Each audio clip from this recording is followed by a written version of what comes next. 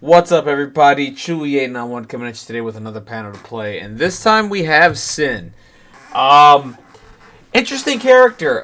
When I first saw the silhouette for this character, I thought it was Elektra. I thought we were gonna get Elektra sometime this year or sometime in the future. You know what I mean? In the near future. I don't know anything about Sin. I had no idea Red Skull had a daughter or anything like that. I did a little bit of digging into this character, not much. And very interesting choice from Atomic Mass Games. It seems like they're really pulling from the Marvel U, like deep within the Marvel U, like characters that not a lot of people are familiar with. I'm not really familiar with her. I might have to go look up some story arcs with her or something like that in the future. Because I'm a comic guy. I do love reading comics every chance I get. So I'm gonna have to go look this up. But yeah, I'm really interested to see how she plays or what she brings to me. It feels like she's gonna be like an assassin type. Like she's probably just gonna kill a lot of models and generate a lot of power and just ruin a lot of people's days. That's the vibe I get from her. I haven't read anything about Sin yet. I'm gonna be getting into it right now with the audience here and everything. Let's see what this is about. So here we go. So I guess she has a thing for people with skulls where their faces should be. This time from Panel to Play, we're checking on the daughter of the Red Skull, partner to Crossbones. Sin, partner to Crossbones. Interesting. Wonder what kind of relationship Crossbones and Sin had in the past. Valak, the Red Skull, lives on through his daughter, Cynthia Schmidt, indoctrinated from childhood with her father's beliefs. Cynthia, I believe that's Cynthia, Sinthea, or Cynthia. I don't know. I'm gonna go Cynthia. Began a criminal life with the Sisters of Sin, an effort by Shield. Hold on, wait a minute. Began her criminal life with the Sisters of Sin, an effort by Shield to deprogram Cynthia. Wow, that is a run-on sentence if I ever saw one. That's kind of, look at that, it's lowercase 2 there. I mean, whatever. To deprogram Cynthia failed when the mercenary Crossbones freed her. Okay, so Crossbones freed her from her captivity. I take it was a situation where she was doing a lot of stuff. S.H.I.E.L.D. didn't like her. They're like, hey, let's bring her in. Let's make her good. And Crossbones saved her. All right. Embarked a campaign of terror and violence. As Sin, Schmidt seeks to do what her father could not manage: control the world, and, as was once done to her, twist it to fit her father's contorted vision. Sorry, I'm having a really hard time reading this today. Not good. Sin's Minister is a study in violence. See, that's the thing. Like, I look at her, I thought I saw Elektra. Granted, the gun is a giveaway that it wasn't Elektra, and that's my fault. When I saw the whole silhouette and everything, I should have immediately saw the gun and be like, that's not Elektra. Elektra has two sides. You know what I mean? But she has an Elektra vibe to me. I don't know. All right, she's a miniature. Sin's miniature is a study in violence and madness. Her expression is not suggestive of a stable personality, as she menaces her foes with her dagger, with a dagger. Plus, a skull on her torso suggests that she's not the sort of person you'd want to mess with. Standing on top of the rubble, she captures the menace of a born killer. So she's basically straight up assassin. She's going to be basically killing a whole bunch of models and doing a whole bunch of crazy stuff. And this is cool. I mean, the Cabal are going to get another character, which is cool. I think their last few models were Magneto and Sabretooth. I think those are the latest additions to the Cabal faction. So it's good to see some more Cabal. It's fine. Cynthia Schmidt is a complicated woman with a lot of anger issues. For one thing, her dad is an Well, yeah, I mean, if her dad's the Red Skull, I mean, I'd be angry too. Not really. I mean, I don't know. Red Skull is your dad. Man, I don't know. For one thing, her dad is an unremitting villain with a face like a spooky Halloween decoration and aspirations of world domination. That is true. Working to uphold her family legacy, she has many tricks and powers to make any hero's day a little bit worse. All right, so now we're going to get into some of Sin's stuff here. So Sin fights dirty. When she isn't spraying bullets with her automatic pistol. Okay, so she's going to have the automatic pistol similar to like what Mystique has and Black Widow. I'm missing one more. Punisher. Something like that. Probably has a rapid fire or something. Free attack, 4 dice, something like that. So, okay, automatic pistol, keeping score on how many more targets she takes down than her partner Crossbones. She gets up close and personal with her opponents. The Make It Personal physical attack, okay, hits her target at strength 6, and if she's lucky enough to score a crit and wild on the attack roll, she can add insult to injury. This rule lets her follow up with a second Make It Personal attack. Ooh, that is filthy. Crit and Wild. With the Zemo reroll, probably, or any kind of reroll. Man, that's a painful attack. Interesting. Can it's all okay? So she can make a personal attack without paying the power cost, which is all okay. So she gets another free attack. Wow, she's gonna be sick. And switches the attack. I wonder what range is it though. It might be like a range 2 attack. I'm thinking you probably have to get. If they're saying you have to get up and close and personal, this is probably like a range 2 attack. No way it's an area 1 or anything like that, or a range 1 attack. It's gonna be a range 2 attack, I believe, which makes sense. And switches the attack type from physical to mystic. Ooh, wait a minute, I didn't catch that. So she switches from physical to mystic. That's sick. Man, if you have weak mystic defense, good luck. Or physical. Oh wow. Interesting. Me likey. Okay. As she assaults her target in a psychotic rage. But the daughter of the Red Skull is more than just violence and insults. As the heir to the throne of Johann Schmidt, she has also developed a keen ability to lead her underlings into battle. Like her father, Sin has a leadership ability for the Cabal. Whoa! We're getting another leadership?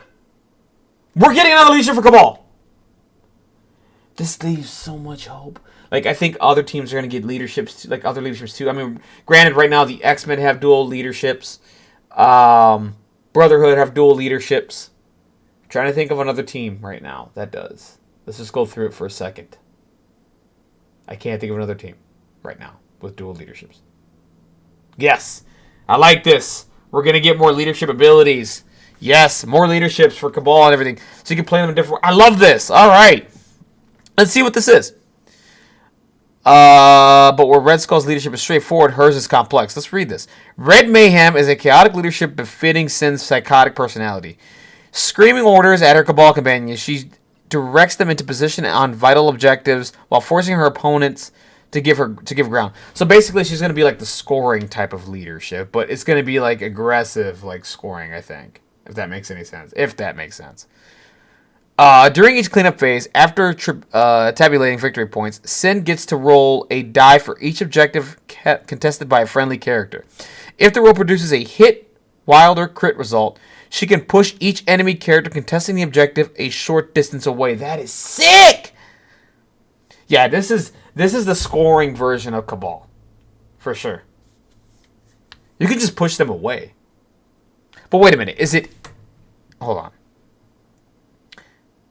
She can push each enemy. Okay, see what I was trying to read there, I was wondering if it was going to say something like each character. So that means you and your opponent. But it's each enemy character. That's huge. That's going to take you off of points. Now, does that happen before... No, hold on a minute. Score victory points. So you got to score... So you don't lose the points. So your opponent could still win the point. But they're going to get pushed off the objective. Which... I don't think they get the benefits from certain objectives then, secure objectives. Well, meaning that let's say if we're playing the serum one, the power one, you gain extra power. So you do the cleanup phase, you score your points. I think you roll, you get the push, you push them away. I don't think they get the benefit from the serum. I would have to reread certain secure objectives or when you get the benefit, like from certain things. That's huge. You score the points, but you might lose out. Let me keep reading. Hold on a minute. She can push each enemy character to contest the objective a short distance away. Red Mayhem also forces enemy characters holding assets within proximity of Sin's allies to drop their asset. Whoa! Also forces enemy characters holding assets within proximity of Sin's allies to drop their assets for the Cabal to scoop up.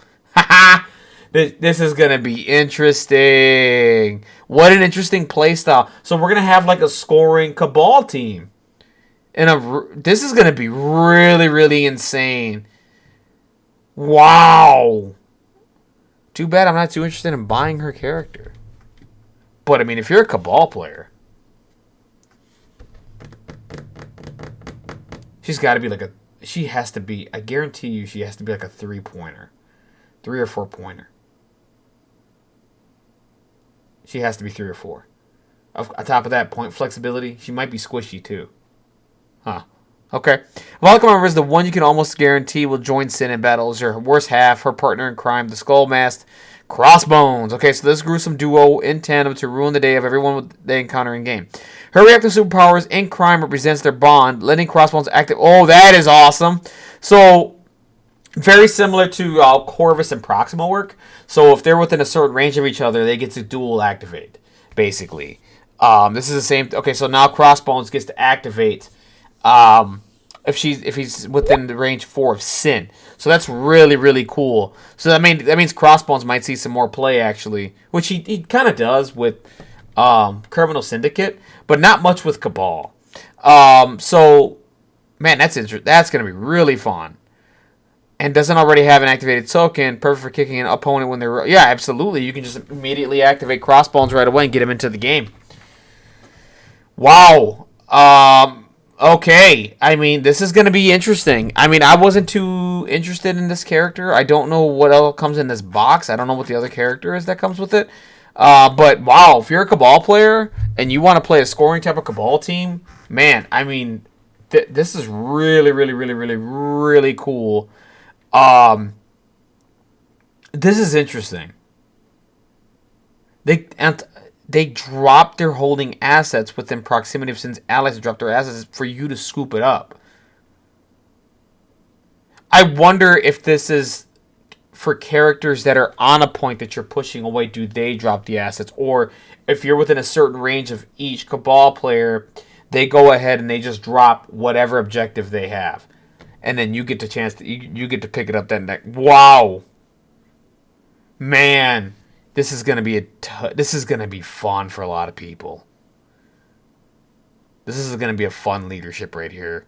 This is gonna be really, really interesting. And the whole Crossbones thing, dual activating, you always activate first too. That's the other thing you have to keep in mind. So with the dual activations, think of it, you're always gonna have priority too, depending on how the activations work. You know, if you started with priority and you did your two activations in already, you know what I mean? Like you could end up always having priority and always stealing points. Like this is going to be really, really, really, really annoying for the opponent, but really, really fun for the player. That's for sure. I'm already thinking of ideas in my head with this.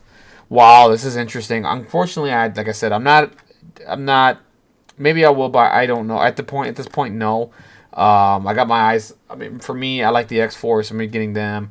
I don't think I'll end up getting Sin. I just, I would rather have Elektra, right? I thought this was Elektra. I'd rather have Elektra. I'm not too, I don't know much about this character. Granted, she does some cool stuff. I rarely play Cabal, so this is not gonna interest me one bit.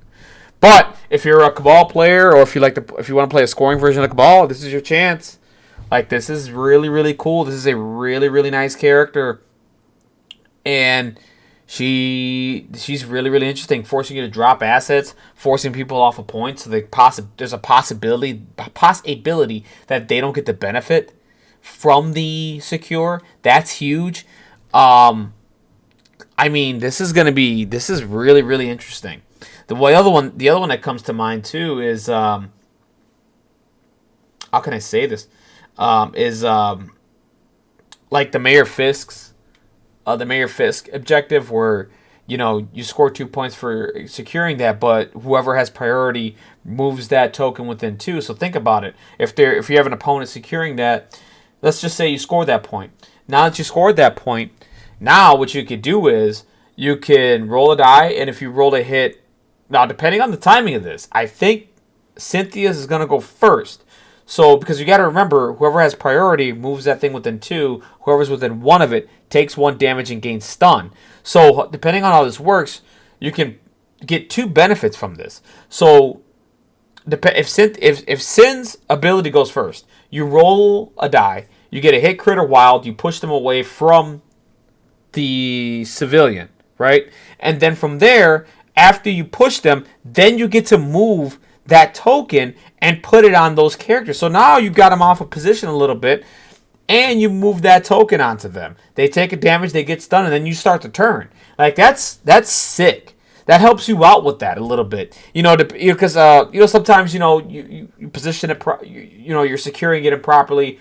You don't want to take, like, you as the person that has priority, you don't want to take that stun. You don't want to take that damage. You want to put that on your opponent. This makes her ability makes those if you're playing this team, those objectives are really strong for you. For sure. The Terrigen Mist and the Mayor Fisk Vows. For sure, those two are really, really strong for you. So that's phenomenal. I loved reading this character. Unfortunately, not too interested. But that's okay. If you are, go out and get it, man. This is a really cool panel to play. This is really, really interesting. I'm glad to see the Cabal get another faction, another leadership ability. I'm hoping other teams get another leadership ability. Another one is the Avengers. Granted, I love Cap's leadership. I just wish I wish Tony had a leadership ability with the Avengers, but that's okay. Maybe down the line, maybe in the future. Asgard, I don't see another one. Well, if they want to release Odin or something, maybe you can make him the leader. I don't know. But that's it for me, guys. That's it. Please do me a favor. Rate the video. Like the video if you like the video. Dislike the video. Comment down below. Tell me what you think about Sin. What do you think? Are you interested in her? Do you play Cabal?